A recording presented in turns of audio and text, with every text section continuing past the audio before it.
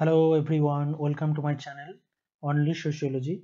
আমরা প্রিভিয়াস একটি ভিডিওতে দেখেছিলাম CC-1 এর সিলেবাস, যেখানে সোশিওলজি অনার্স এর সেমিস্টার 1 এর CC-1 এর সিলেবাসটাকে আমরা ডিসকাশন করেছিলাম। তো যেখানে আমরা মেনশন করেছিলাম অনলি কল্যাণী ইউনিভার্সিটির জন্য। তোমরা সেম সিলেবাস ক্যালকাটা বা যারা স্টেট ইউনিভার্সিটির আছো তারাও কিন্তু সেম সিলেবাস ফলো করতে পারো। তো আজকে আমরা সেমিস্টার 1 এর CC-2 এর সিলেবাস নিয়ে আলোচনা করব। যেখানে দেখো সেমিস্টার 1 এর CC-2 এর যে সিলেবাসটা আমরা আজকে আলোচনা করছি সেটা ক্যালকাটা ইউনিভার্সিটির যারা রয়েছে, কল্যাণীর যারা রয়েছে, স্টেটের যারা রয়েছে প্রত্যেকেই কিন্তু ফলো করতে পারো। সেম সিলেবাস, কিন্তু তিনটি ইউনিভার্সিটির সেম সিলেবাস। তো চলো আজকে আমরা শুরু করছি আমাদের CC-2 সোশিওলজি অফ ইন্ডিয়া 1, যেখানে আমাদের পড়তে হবে India and object of knowledge. যেখানে আমরা দেখব যে ভারতবর্ষের বস্তুনিষ্ঠ জ্ঞান অন্বেষণ কিভাবে হয়েছে, এবং সেখানে ইন্ডিয়ান অ্যান্ড অবজেক্ট অফ নলেজের বস্তুনিষ্ঠ জ্ঞানের উৎস হিসেবে, জ্ঞান অন্বেষণ হিসেবে আমরা তিনটি সোর্সকে এখানে দেখব।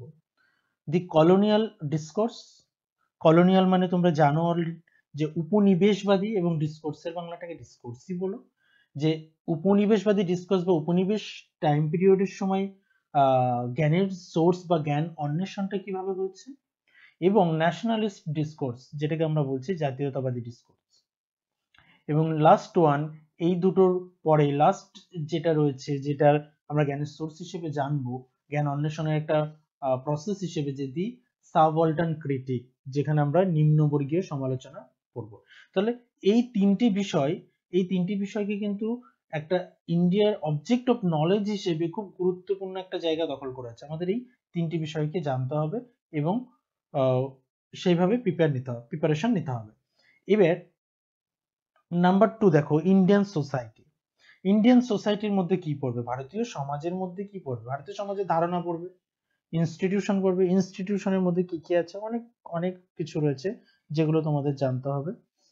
এবং caste, concept and critic, caste পড়তে হবে, জাত ব্যবস্থা বা জাতি পড়তে হবে, যেখানে কাস্টের কনসেপ্ট এবং ক্রিটিক। এর মধ্যে আরো কিছু বিষয় আছে, যে বিষয়গুলো আমি পরে ক্যালকাটা ইউনিভার্সিটি কিভাবে ভেঙে ভেঙে দিয়েছে সেটা আমি মেনশন অলরেডি একটা স্লাইড করেছি, সেখানে তোমরা দেখে নেবে, বা যাদের দরকার হবে স্ক্রিনশট করে নেবে।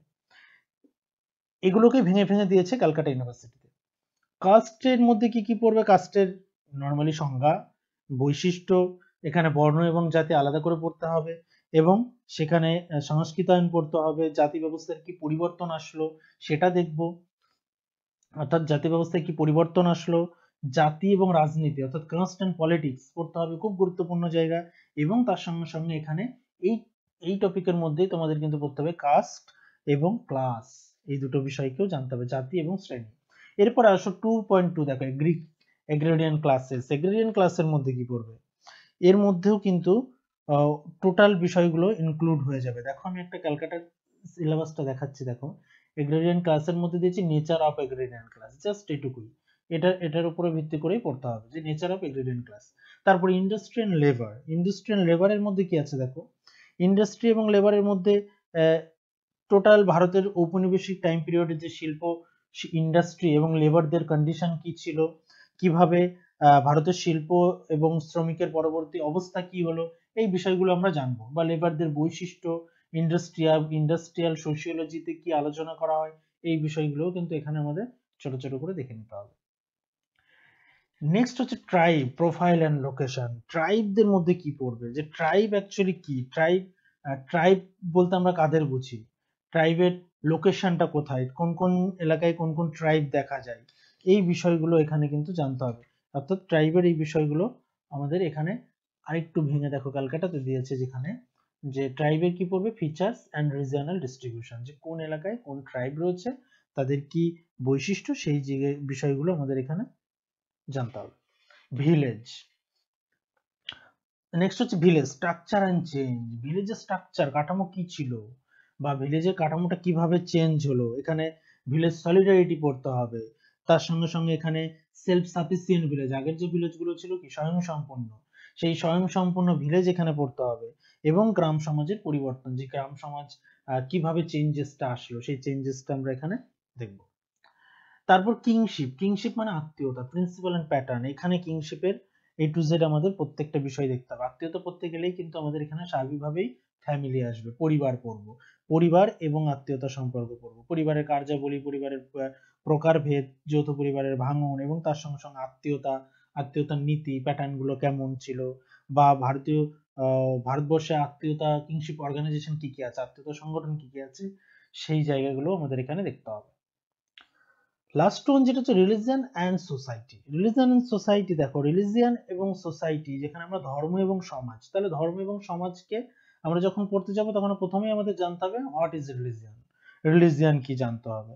তারপরে কি জানবো, ধর্ম ও সমাজ কি, রিলিজিয়ানের সঙ্গে কেন আমরা সোসাইটি যোগ করছি, রিলিজিয়ানের সঙ্গে সোসাইটির কি কানেকশন, ভারতবর্ষে ধর্মীয় বহুত্ববাদ, তার সঙ্গে সঙ্গে ধর্মীয় বহুত্ববাদ পড়বো, এবং ধর্মের বিভিন্ন ধর্মের বৈশিষ্ট্যগুলো জানবো, বিভিন্ন ধর্ম সম্পর্কে জানবো। যেহেতু ভারতবর্ষে ধর্মের বহুত্ববাদ রয়েছে, সেই জন্য সব ধর্মগুলোকে সম্পর্কে আমাদের কিন্তু এখানে জানতে হবে, অর্থাৎ প্রত্যেকটা রিলিজিয়ন কিন্তু এখানে আমাদের পড়তে হবে। তারপরে এখানে এর মধ্যে কোন কোন রিলিজিয়ন পড়বো,